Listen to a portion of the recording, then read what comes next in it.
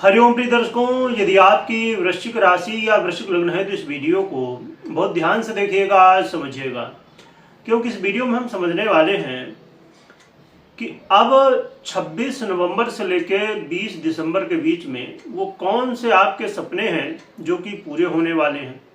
चाहे बड़े सपने हों, छोटे सपने हों, कौन से सपने हैं जो कि पूरे होंगे और क्यों पूरे होंगे और क्या कारण है, क्या निवारण है। तो ये सभी कुछ हम डिटेल में समझेंगे।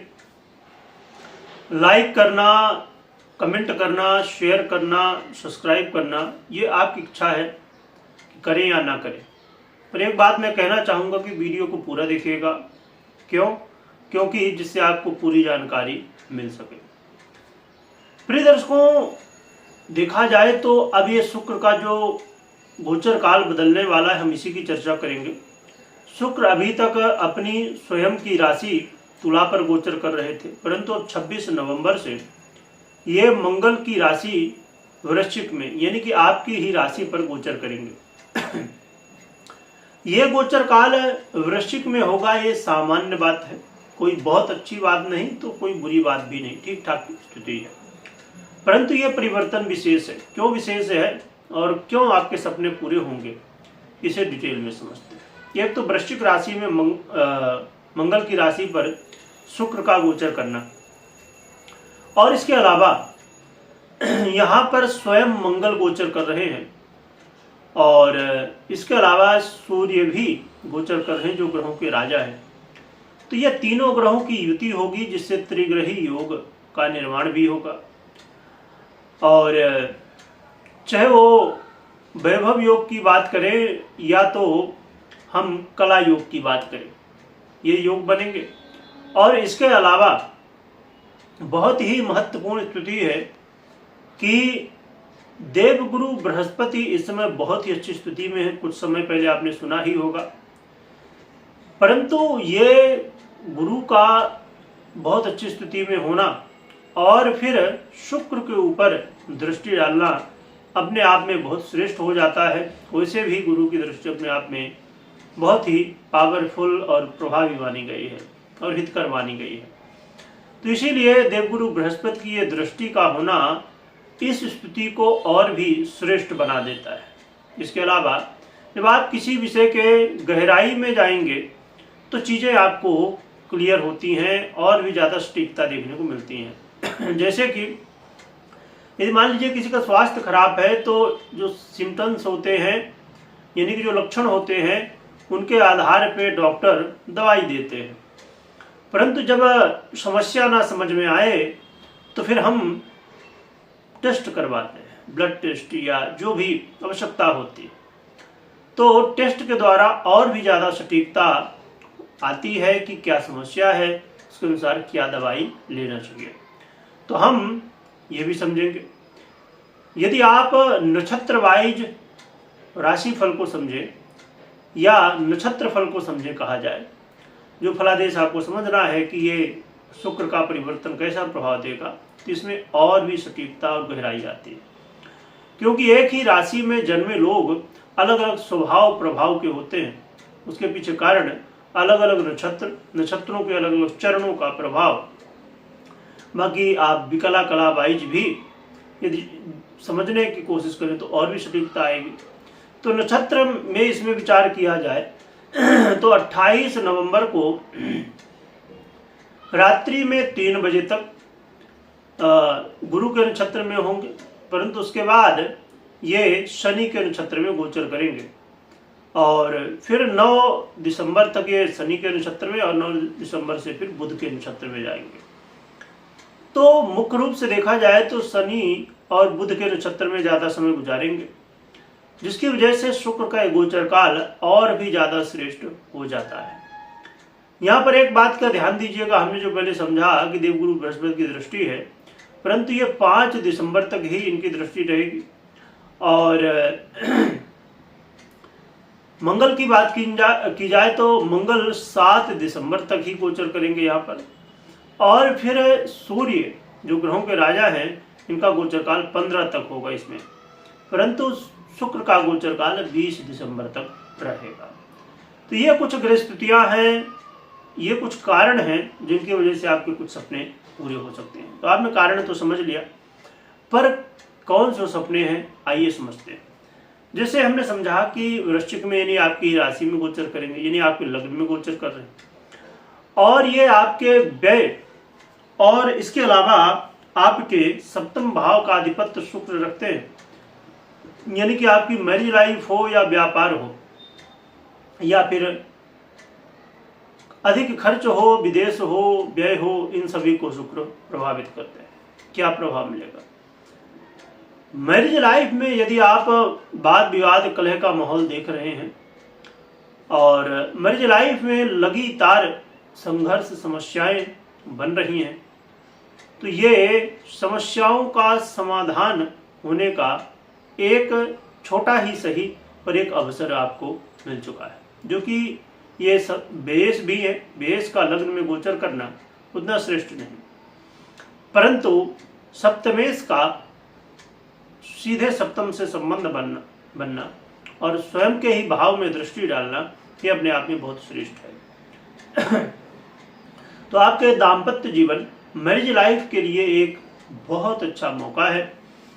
मैं तो कहूँगा कि यदि वाद विवाद ज़्यादा हो गया है और यदि अलगाव की स्थिति यानी कि कोर्ट तक केस पहुँच गया है और आप चाहते हैं कि ये समस्या दूर हो और आगे चीज़ें ना बढ़ने पाए, और यदि आप प्रयास करना चाहते हैं तो इस समय कर सकते हैं, जिससे आपके मैरिज लाइफ में पुनः भगवत कृपा हो और आगे बहुत अच्छी मैरिज लाइफ बीते। तो मैरिज लाइफ के लिए अच्छा है।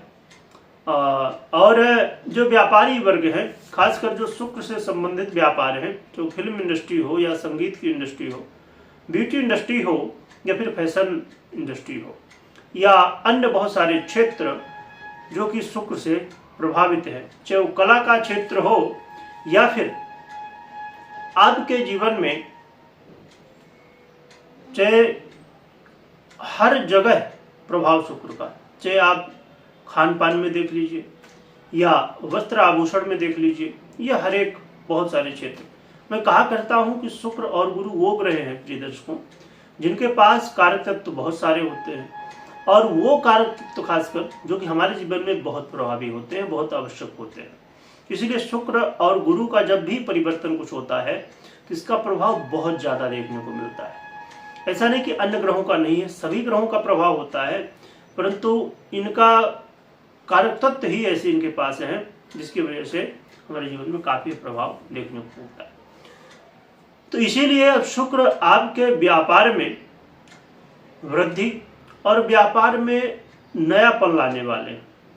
आप इस समय महसूस करेंगे कि आपको लग रहा कि नहीं इस तरीके से काम करना चाहिए, थोड़ा कुछ समय हो गया है, कुछ कलर पेंट करा दिया जाए, कुछ नई चीज़ें, इसको नया एक चेहरा दे दिया जाए। चेहरा यानी कि समझिए कि जो ब्रांडिंग लोग करते हैं या किसी चीज़ का मेकअप करते हैं, तो उसको थोड़ा अच्छे तरीके से, नए तरीके से, फैशन के तरीके से, ऐसी चीज़ें नए नए तरीके आजमाएंगे आप और उससे अच्छे प्रभाव मिलेंगे। या ऐसा नहीं कि किसी चीज़ में खाली उस समझिए कोई एक प्रोडक्ट है, आपके बिजनेस है, उस प्रोडक्ट को ही नया बनाया जाए। आपके प्रेजेंट करने का तरीका भी नया हो सकता है, आपके जो कहा जाए कि रणनीति है, स्ट्रेटजी है, उसे नए तरीके से कैसे जो है तो अप्लाई किया जाए या यूज किया जाए, जिसकी वजह से आपके सेल्स में, आपके व्यापार में और भी ज़्यादा ग्रोथ हो सके। तो जो भी हो, कहीं ना कहीं पॉजिटिव प्रभाव देखने को मिल रहा है, तो बहुत ही अच्छा है। इसके अलावा नई शुरुआत भी जीवन में हो सकती है। बहुत सारे लोगों के जीवन में नए रिश्तों की शुरुआत और रिश्तों को समझ पाना, रिश्तों की अहमियत इस समय समझ में आएगी।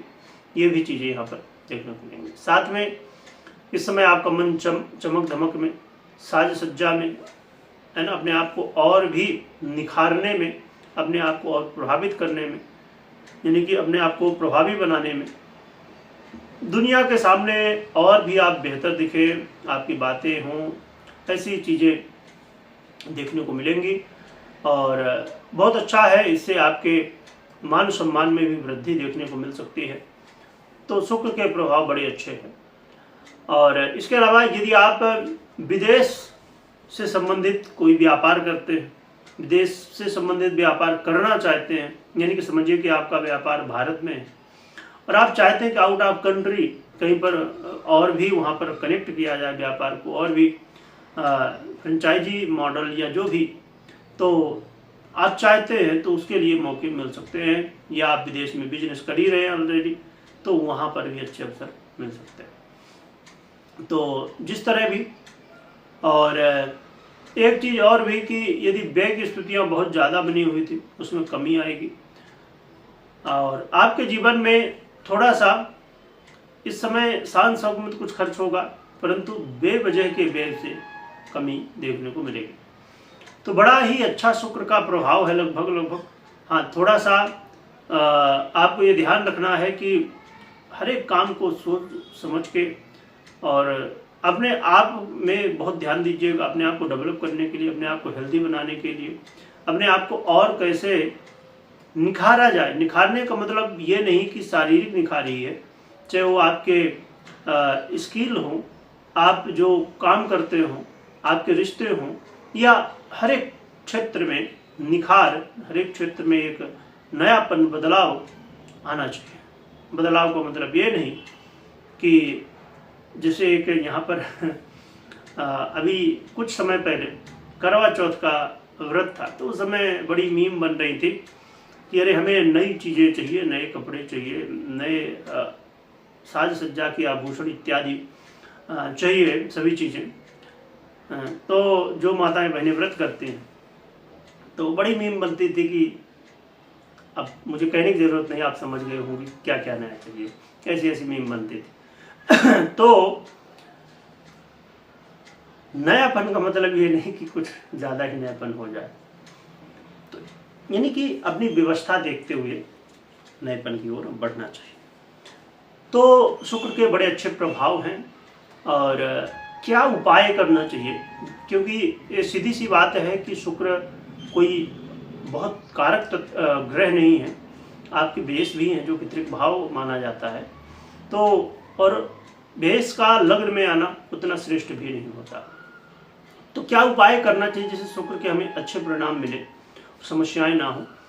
तो शुक्र के जो अच्छे प्रभाव यदि आप चाहते हैं, तो सबसे पहली बात यह है कि लक्ष्मी नारायण भगवान की आराधना, भगवान विष्णु और माता लक्ष्मी की आराधना। इसमें विशेष रूप से माँ लक्ष्मी की आराधना होती है शुक्र को प्रसन्न करने के लिए, परंतु कभी भी जब माँ लक्ष्मी की आराधना करें तो नारायण की भी करनी चाहिए। इसके अलावा आप लक्ष्मी नारायण यंत्र आता है, शुक्र यंत्र भी आता है, उसे अपने घर में स्थापित कर सकते हैं। शुक्र के मंत्रों का जप कर सकते हैं, ओम शुक्राय नमः, ओम द्राम द्रीम द्रौम सा शुक्राय नमः, या अन्य शुक्र के जो भी मंत्र आप जपना चाहें तो उनका जप कर सकते हैं। तो स्फटिक के माला में यदि किया जाए तो और भी ज़्यादा अच्छा माना जाता है और शुक्र इससे जल्दी प्रसन्न होते हैं, तो ये कर सकते हैं। या तो बहुत सरल है, रुद्राक्ष धारण करना, तो आप 6 मुखी रुद्राक्ष या 6 मुखी रुद्राक्ष का माला धारण कर सकते हैं। तो इनमें से जो भी उपाय लगे। और बहुत विशेष बात यह है कि शुक्र महिलाओं का सम्मान करने से बहुत प्रसन्न होते हैं। तो क्योंकि स्त्री के कारक भी हैं, तो अपने एक आपको ये नियम बनाना है कि जो भी माताएं बहनें हों सभी का आशीर्वाद लीजिए, जिनसे आशीर्वाद ले सकते हैं, जिनसे नहीं ले सकते हैं तो उनका सम्मान करिए, सभी का सम्मान करिए और आशीर्वाद लीजिए माताओं बहनों का। और हमेशा ही देखिए मातृशक्ति है, मातृशक्ति का, क्योंकि स्वाभाविक रूप से यहाँ विस्तार से नहीं पर सूक्ष्म में यदि समझा जाए, बिना शक्ति के शिव भी सब है, तो शक्ति का आशीर्वाद बहुत जरूरी है, शक्ति का साथ बहुत जरूरी है, और शक्ति के लिए भी शिव का साथ बहुत जरूरी है। तो दोनों का महत्व है अपने आप में। तो इन बातों का हमें ध्यान रखना चाहिए। जो माताएं बहनें हैं तो वो भी सम्मान करें और सभी लोग एक दूसरे का सम्मान करें, इसी में कल्याण है।